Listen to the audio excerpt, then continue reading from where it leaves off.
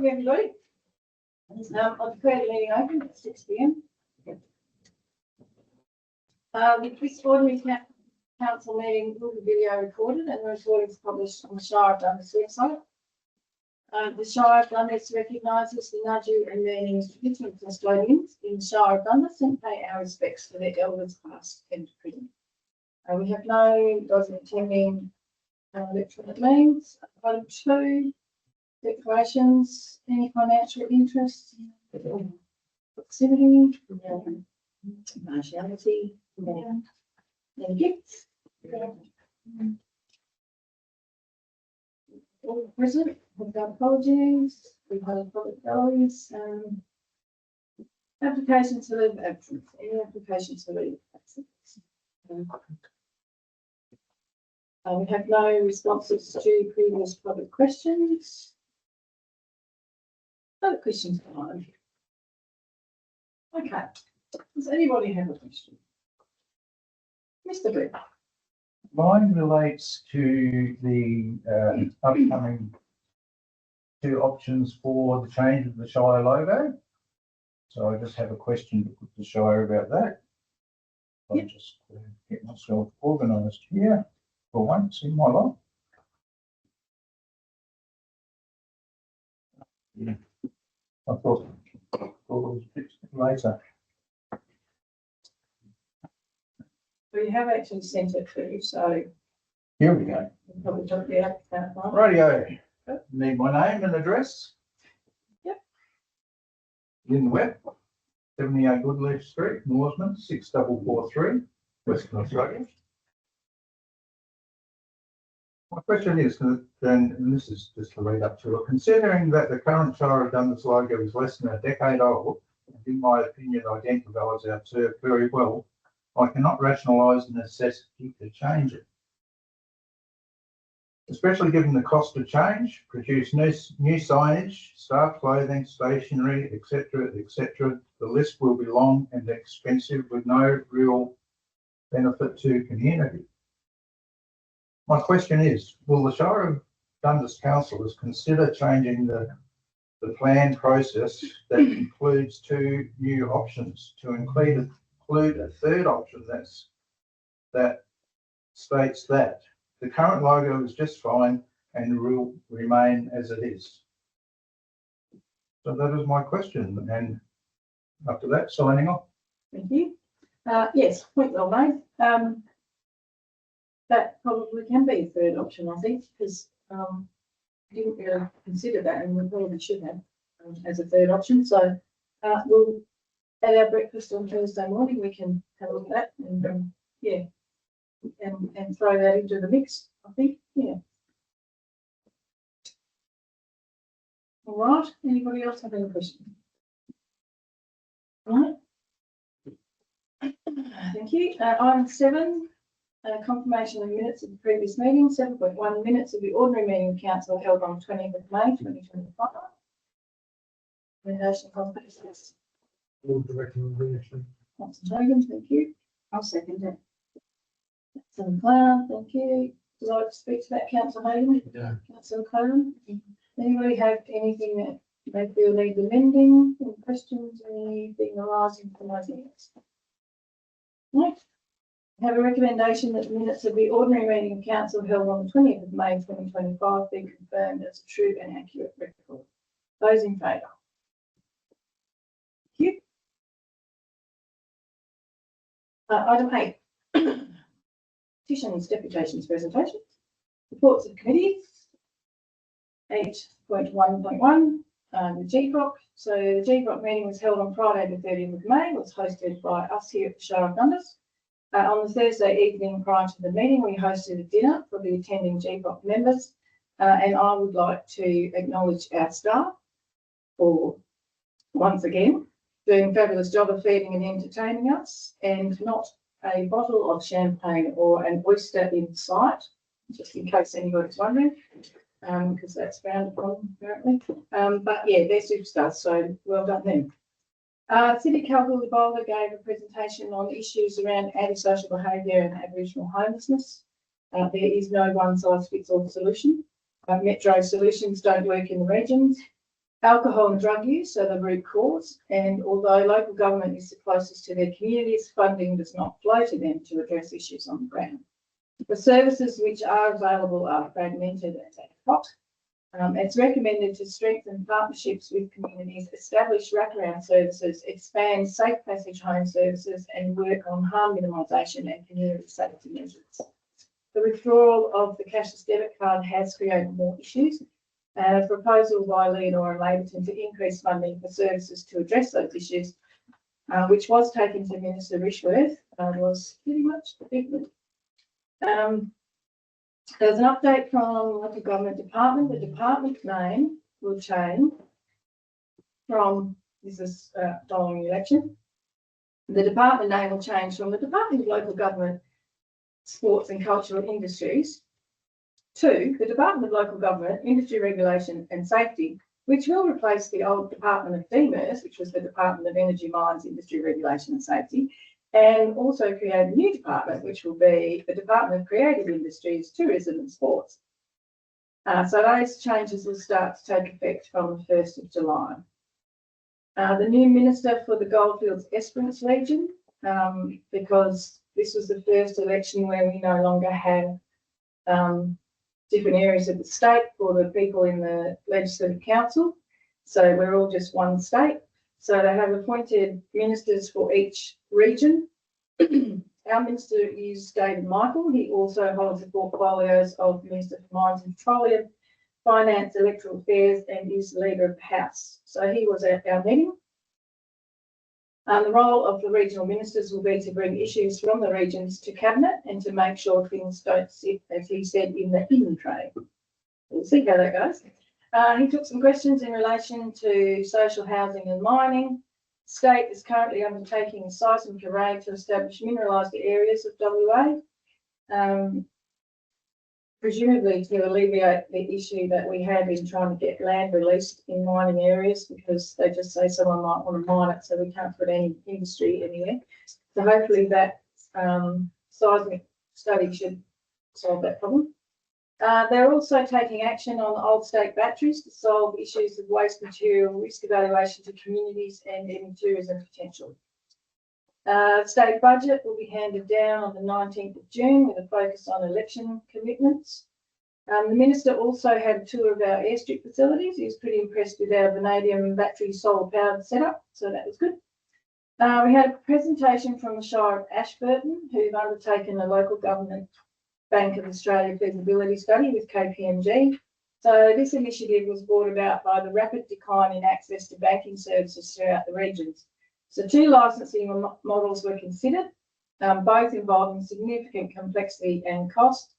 4 service delivery models were analysed, those being physical branches, banking kiosks, mobile banking units and enhanced digital infrastructure.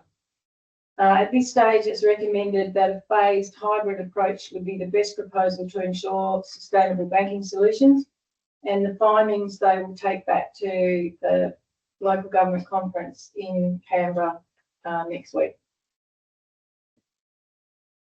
Our Climate Alliance programs continue to track well. We've received a really comprehensive report from BlueSalt Consulting on adapting community assets for climate change impacts. As part of the urban greening program that we managed to get funding for the whole region for, our Shire will host a planting day on Thursday, the 24th of July. So there'll be some details coming out about that if you want to get your hands dirty and plant some trees. The Regional Drought Resilience Plan has also received a comprehensive report, and that will move toward a focus on the following key points. So undertaking a review of water demands, including the regional non-potable water demands, investigating levers to support adoption of residential and commercial tanks and gutters to enhance community and local government supply, coordinating a review of community dams and other disused state government and industry assets to investigate potential refurbishment opportunities across the sub-regions that will build non-potable water supplies to be shared by communities to increase water security for firefighting and other emergency management needs. Advocating for increased input and collaboration into water supply planning processes. Undertaking a desktop review of policy and frameworks to enhance local government knowledge when investigating wastewater opportunities and investigating best practice flood mitigation measures that are locally relevant for local government with a lens on major transport routes and infrastructure and pathways processes to implement those measures. Shire of Dundas raised the issue of equitable funding for railway crossings in regional Western Australia. There are a number of concerns in relation to the maintenance of rail crossings, which include that there are no formal maintenance agreements in place, there are insurance and risk gaps, there is an unfunded expectation that local government will assume responsibility for the maintenance of rail crossings, and the fact that local governments have no accreditation or training on safe maintenance of rail infrastructure. What that means is that local governments are expected to maintain rail crossings. So, for example, the one on Mines Road, it's not just the actual part of the road where the crossing is. It also includes the little mazes on each side, the pedestrian access on each side, and they also expect us to maintain the rail crossings that are out on various bush tracks around the place. So, so that's there's no funding for it.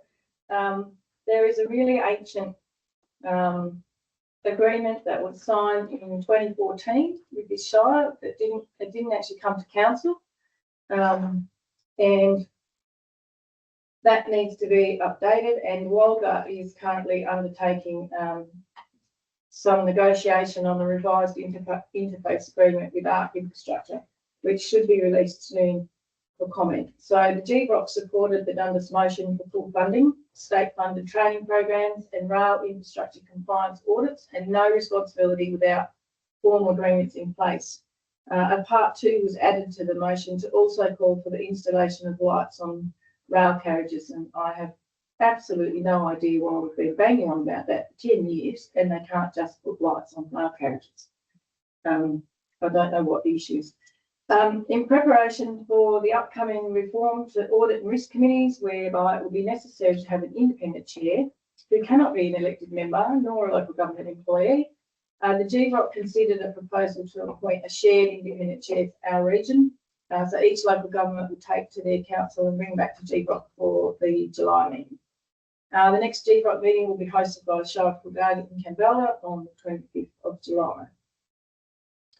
8.1.2, Walga.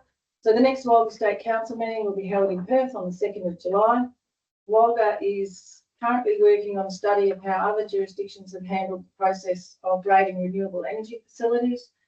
Community benefits and engagement guide is currently out for feedback from the sector. Federal government's close to making a decision on whether the polyphagous shot hole borer will continue on in an eradication phase or switch to management. So if the focus switches to management, that means that the federal government take a big step back and they hand all the cost of the management of that pest to local government. And there's going to be some fairly big implications and financial burdens to try and control it if that's what they land on, because that also means that local government then has to take responsibility for trees that are on private property and all of that. So hopefully they'll stick with trying to eradicate the little monstrous thing, and they'll keep funding it. 8.1.3, Regional Road Group. The date for the next Regional Road Group meeting will be advised. 8.1.4, the Roadwise Committee was updated by Linda Parsons in a Teams meeting last week. And the Shire of Dundas is a finalist for a Roadwise Award, which will be determined at the awards night on the 19th of July. Councillor McLeod, do you have anything to add? Yes, I do. Sorry.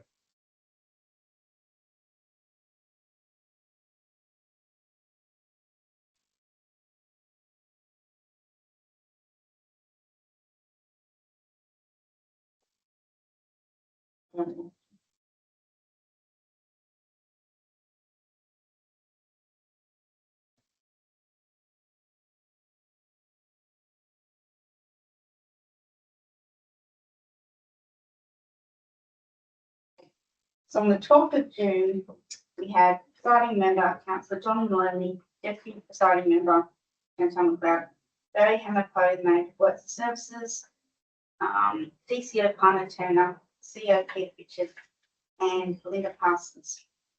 We spoke about Roadwise framework, activities our council has undertaken and some ideas we can introduce, including road trauma initiatives, changing of speed zones, down shopping precinct, for instance.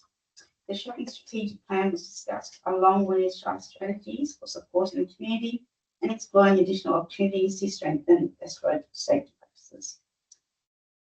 We decided to do a presentation at one business breakfast to explain our road safety framework plus quarterly activities captured that can support community understanding and an opportunity to engage in road safety. Another great opportunity to engage with the community. Road safety plan was also discussed, identifying actions that can be integrated into the road safety plan. We also identified opportunities to introduce processes that progressively improve the way road safety outcomes are managed throughout.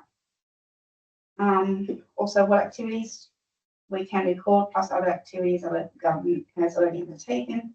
Both we talked about the revival of the Driver Revival program, which will also co-along with our Roadwise committee and objectives. Next meeting will be held in July to be attended.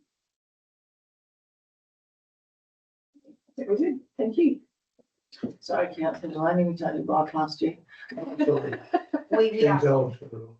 No, thank you. 8.1.5, LEMAC, the next LEMAC meeting is scheduled for tomorrow. 8.1.6, our next coastal management plan strategy committee meeting is scheduled for the 10th of July. Okay. I have item 9, no announcements. Item 10.2, Administration, Finance, Community Development. 10.2.1, receive the information bulletin. That recommendation is on page 8. I'll move that recommendation. That's the viewer, thank you. Voting. So is that Councillor Miller? Okay. Councillor Martin? Anybody like to speak against it? We have a recommendation that council receive the monthly councillors information bulletin for the period ending 5th of June 2025. Those in favour? Thank you. 10.2.2, financial statements for the period ending the 31st of May 2025. Recommendation on the bottom of the page. Thank you. Voting. Let's see if they pass it back. That's a voting. Anybody want to speak against it? Anybody have any questions? We have a recommendation that the Shire of Dundee's financial statements for the period ending the 31st of May 2025 be accepted. Those in favour? Thank you. 10.2.3, accounts paid the 1st of the 5th, 2025 to the 31st of the 5th, 2025. Recommendation. Thank you. On page 20.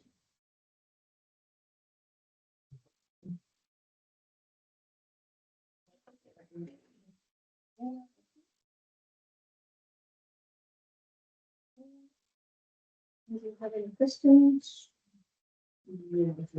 Yeah. What comes to email number for the spending? That's all. Really for the standard times. We will share a good take our money time and get that.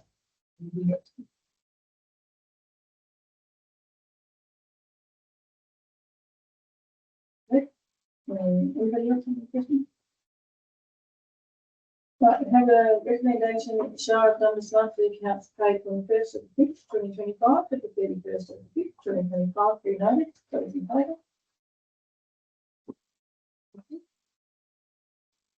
Item 10.2.4, the Northern Community Resource Centre financial statements for the period ending 31st of May 2025.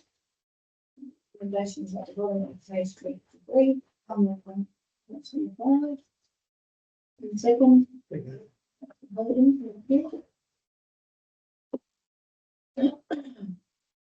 Anybody have any questions on that one? Still seems to be going on. Anybody else speak against that or against? We have a recommendation that the Northern Community Resource Centre financial statements for the period ending 31st of May be accepted. Those in favour? Thank you. Item 10.2.5, the Shire of Dundas Cemeteries local law. Recommendation is on page 26. I'll make it a recommendation. Councillor Warner, thank you. I'll second it. Councillor Taylor, thank you. Do you want to speak to that, Councillor? No. Councillor Clark? Anybody speak against it? Anybody else for it? Thank you, staff.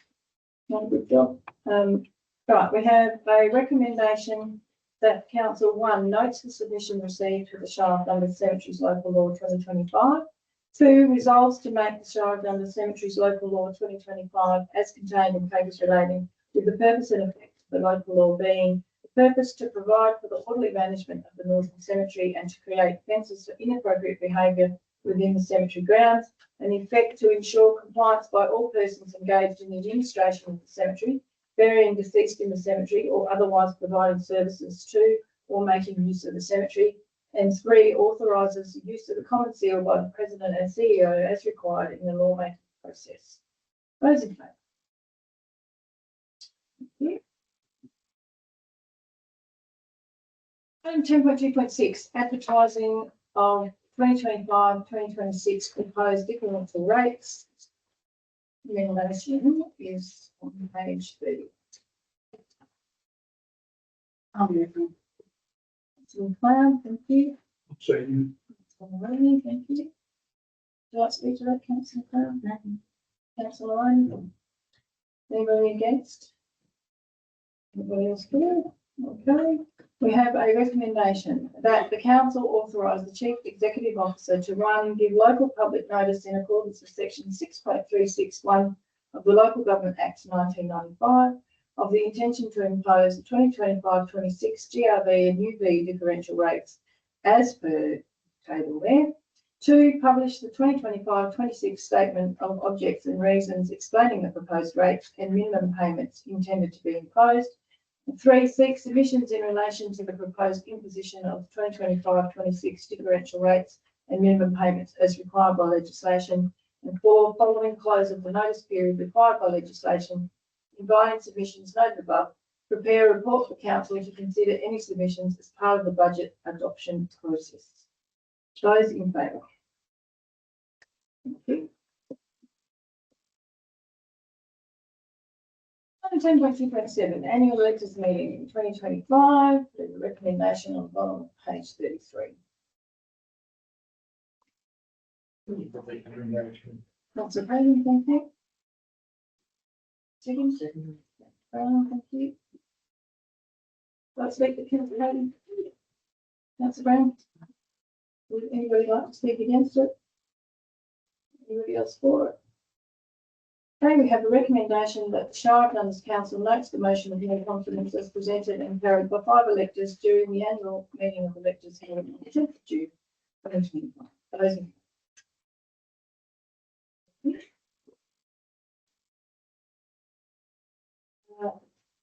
Item 10.2.8, meeting details 2025-26. Recommendation is on page 36.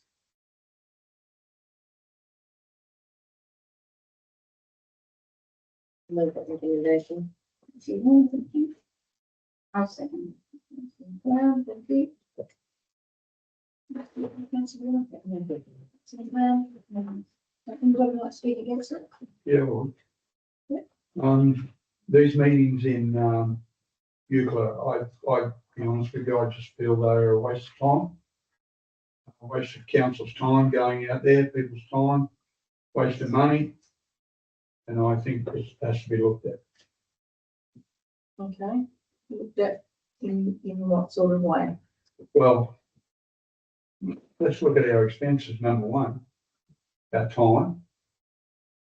And, last meeting we had out there wasn't one person there. You know, I just can't see how it's benefiting the council. Which was the last meeting? The last meeting we had at Euclid, there wasn't one person turned up there Well, From- gallery. from the gallery, There was, eh? there was. But we couldn't see anyone, More than you, eh? more than you. Yeah. I've got it all from the website, I can say that. Not during the meeting. Well, they're quite difficult to actually get them on camera from out there, because they sit on the other side of the, on the other side of It looks the. like there's no one there, honestly. People there. There are definitely people there. It should be on the minutes. Who said? We also have ratepayers out there, so we get spare to give them some one. Anyway. Okay, anybody else like to speak for it? No? So we have a recommendation that the council set the following meeting details for ordinary council meetings as follows. There are a list of dates there.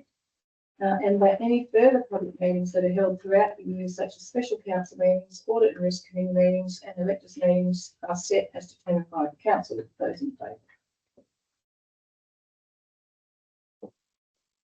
Thank you. Officers reports, 10.3.1, officers report, that recommendation is on the bottom of page 37. Councillor Warner, I'm taking that, Councillor Plan. Councillor Plan. Anybody have any questions? Does directors have anything to add to their reports? I think. Very good. We have a recommendation that the Shire of Dundas Council receive the works and services, youth and recreation and Woodlands Cultural Community and Visitor Centre reports as contained in papers relating. Those in favour. Thank you. We have no motions, we have no late items. Next ordinary meeting of council is scheduled to be held on the 22nd of July in Northland at 6 p.m. We have no further business, so I will declare the meeting closed at 6:27. Thank you, everybody.